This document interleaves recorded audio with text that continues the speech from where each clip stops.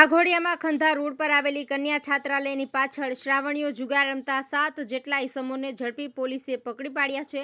Waghodia police સ્ટેશનના police inspector Prithvirajsinh જાડેજાના માર્ગદર્શન મુજબ ડી સ્ટાફની માણસો પેટ્રોલિંગમાં હતા। તે દરમિયાન હકીકતની બાતમી મળી કે કન્યા છાત્રાલયની પાછળ આવેલા ફળિયામાં ઓટલા પર પત્તા પાના વડે હાર જીતનો જુગાર રમાડે છે।